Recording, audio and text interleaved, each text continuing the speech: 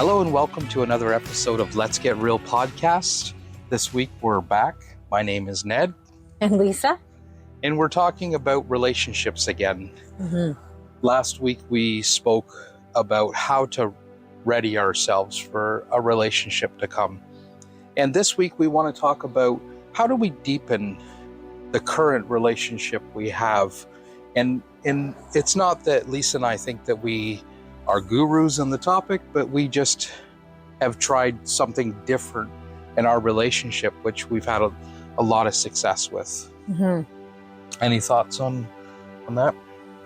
Well, I think we connect on a lot of different levels with intention. Mm-hmm.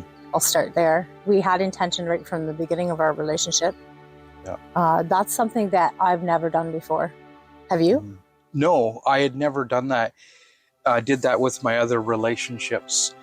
I usually just kind of fumbled my way through them, and when a problem arose, it was just like every problem that arose, it was like World War III with my partner. Yeah. And I sort of just went from one irritation to the next with people, never really going any deeper than the surface. Yeah. In those relationships. And not that I didn't have good times with my past relationships. I just couldn't get to a deeper place in those relationships. Yeah, I had some really great partners along the way, but it was, I feel like I didn't understand taking the full responsibility of myself in that relationship. So I think I lined up for exactly where I was at that time. So let's talk about what we did differently in this current relationship than we did in the other relationships.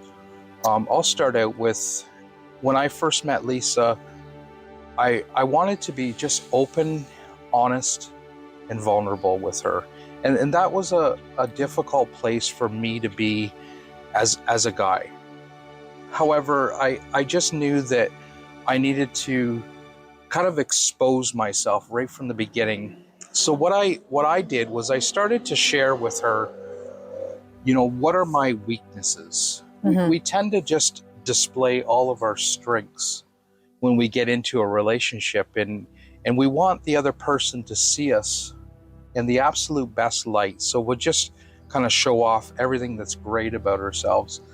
But I sort of got real and honest with Lisa, and I started sharing with her my weaknesses. And when we shared back and forth with that, we started to talk about how to handle each other in different situations, different scenarios.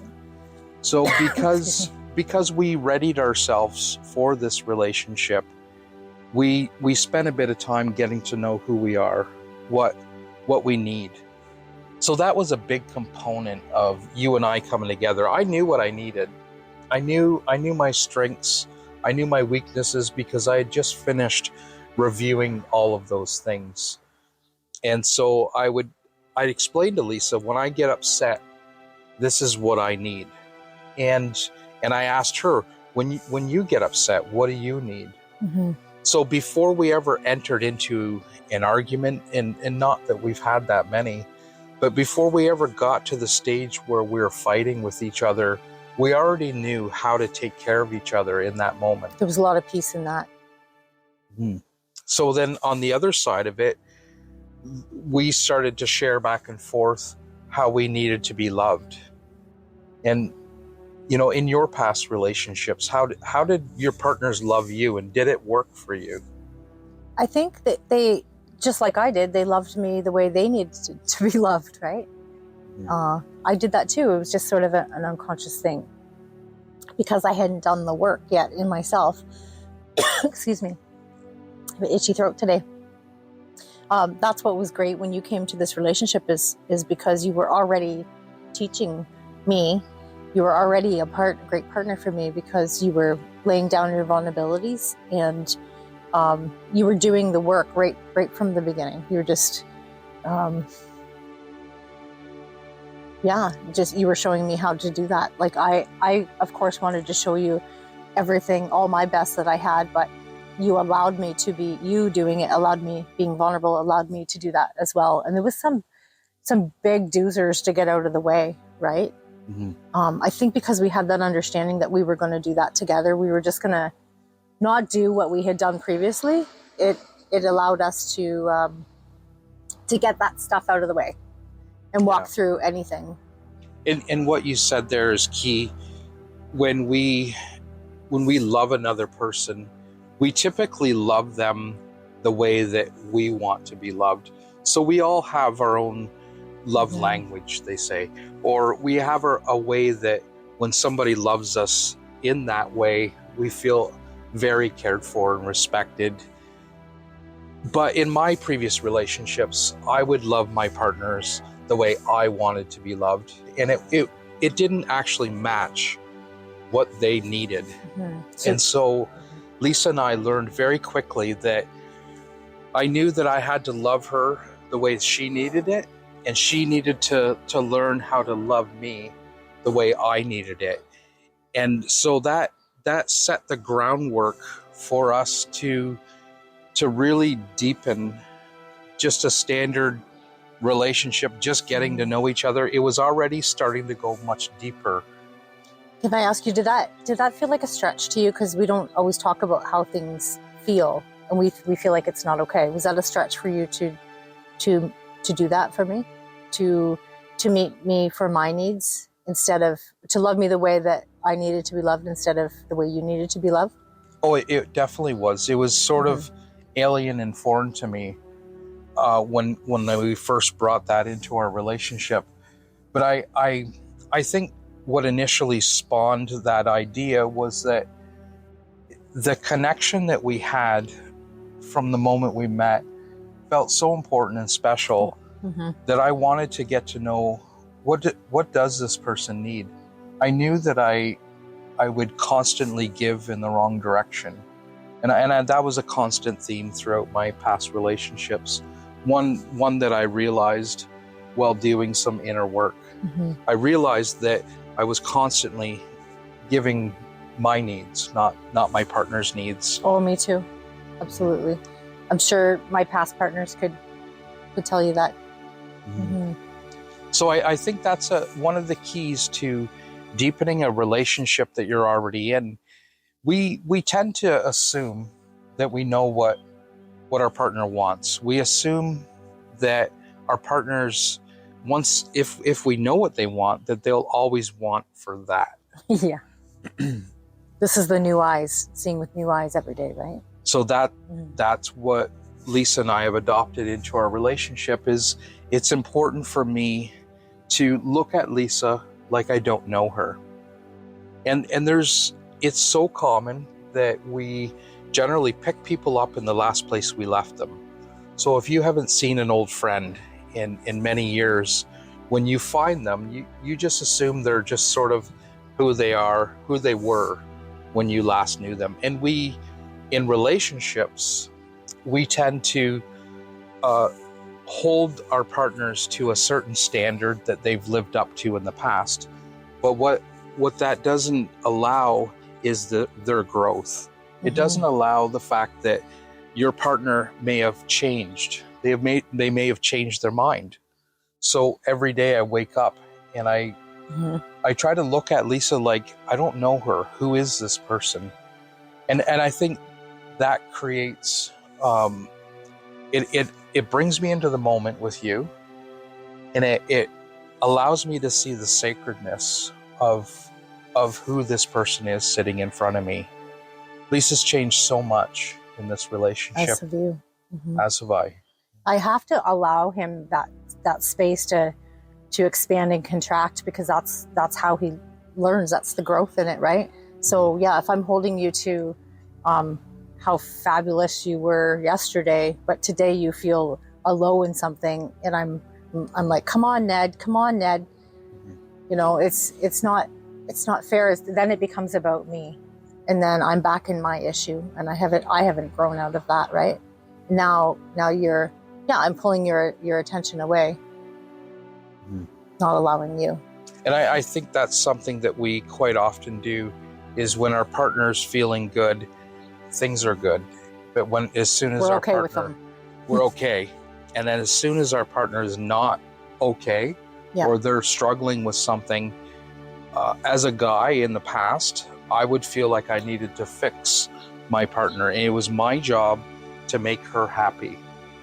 But I learned very quickly in this relationship that it's not my job to make you happy. Yeah. It's not my job to fix you. Because sometimes you're overstepping. I'm getting in the way of you doing your own healing, or I'm getting in the way of you doing your own process. There's a respect with that. And I know that if I come and ask you for help, or I ask you for support, then you know it's okay too. And that's kind of the best way we work, right? That's right.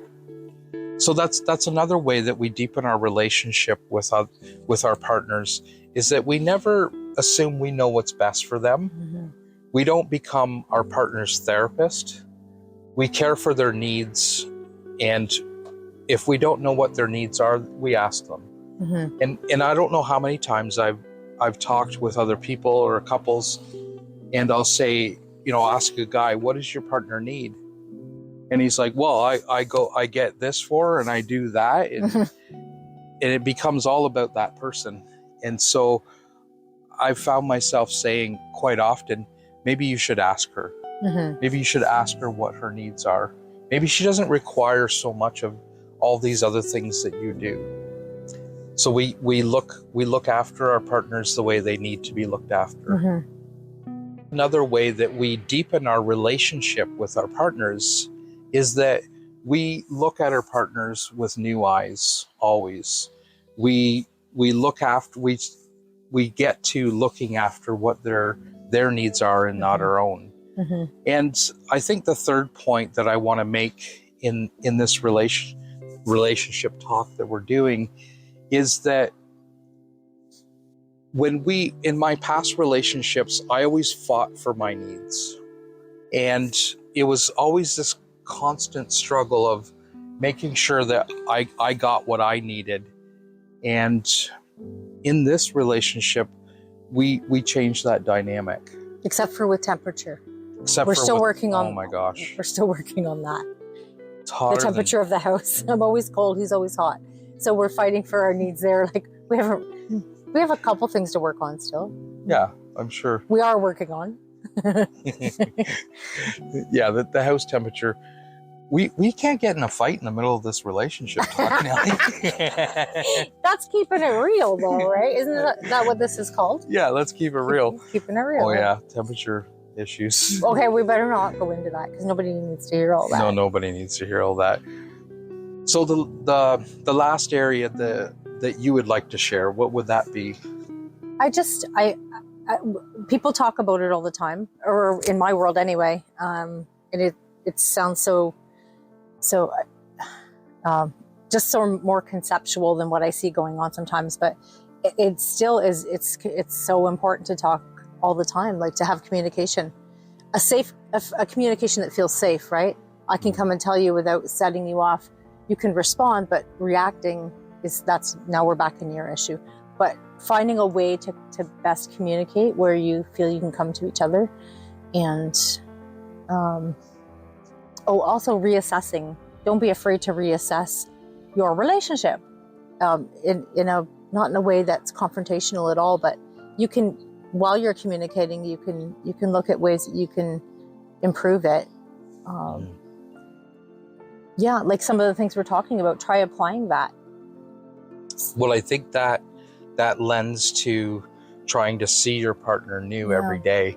If we honor the fact that we're changing and our partner is changing subtle ways, and sometimes people change in big ways very quickly, or they have a change in heart. So this reevaluating things is sometimes necessary, and maybe what worked in the past is not going to work moving forward. I know for me, years ago when my partner said they wanted to talk, like instantly the hair on my neck would rise, and I'd be so nervous that I was in trouble, or You're already defensive, right? I would already be defensive, like You feel protective. I did something wrong, and I wouldn't be able to hear what my partner needed. Yeah. All I could hear is that I was wrong and they're not happy. And it's, in the past, I thought it was my job to make them happy. And it was a friggin' nightmare for me when my partner said, I think we need to her talk. probably. Oh yeah, absolutely. That was a nightmare. Thank you for not doing that now. Yeah. When Lisa wants to talk, I'm all ears. Yeah. I don't assume that whatever she's going to talk to me is actually my problem. It may be something that I need to learn about her so that I can help her with that situation. I love the dynamic we have so much. I realize that, I know we both realize that we don't own each other. We're in a relationship. So we've agreed to be in a relationship. We're both agreeing to it. That's a relationship with each of our interactions, right? And I feel like where we're coming from every time we communicate is important. Like, to check yourself and what is driving whatever I'm coming to you with, right? That's right. And for me, I think in what makes this relationship so differently is that we've always made it a priority to hold each other in love. When I officiate weddings, and every wedding that I officiate, I always make an address to the couples. And in that address, I always say that we hold our partner in perfection. And I sometimes see people wiggling in their seats. And do you? Yeah, I think that's can be a stretch for some people to hold their partner in perfection. So I always say that in the wedding, the opening address in the wedding ceremonies. Now I follow that by saying we hold our partners in perfection, not that they will be perfect, but because it offers the highest respect for each other. So, and that's what I've always did in our relationship, is I've held you in the highest regard. Absolutely. And if I hold you in love, no matter what's going on in your world, if I step back and I remember to just hold you in love, it changes the situation greatly. Yeah. These are sort of basic things for us, but we also have a spiritual. We bring our spiritual beliefs to each other as well, right? And again, that's not to confuse it with religion. We know that the divine is present when we do that. That's right. And so in the past, if my partner was struggling, I would often think, okay, well, here's another thing I got to fix. And it's not for me to fix, but sometimes it's just all I need to do is first ask, how can I help you? And then second, if they ask something and I can do it, then I do that. If they don't want anything from me in that moment, all my job is to do is just to hold her in love.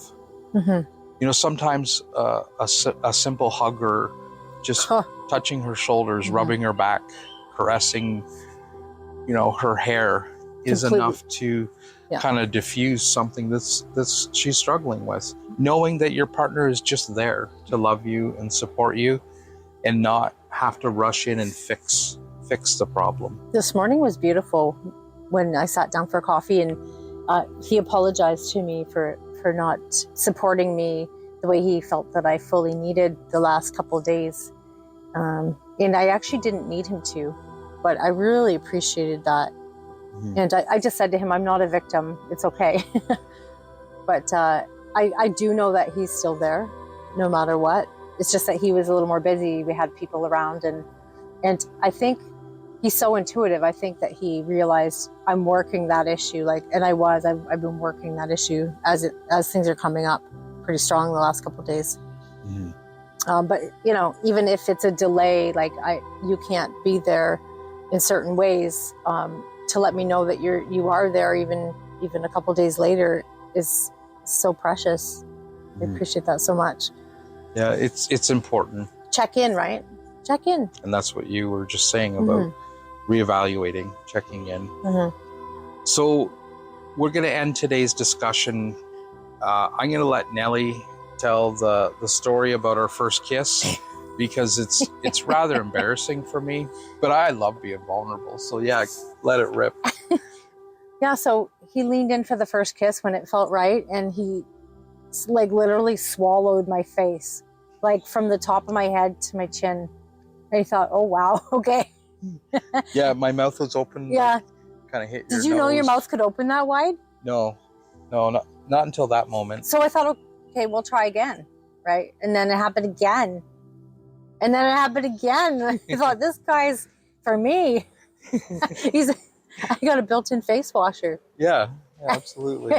But it was hysterical, absolutely hysterical. I can't even believe we kept trying. Like, I just wanted to kiss you in a way you'd never been kissed before. and you did. You've never had your nose and chin kissed at the same time, have you? No.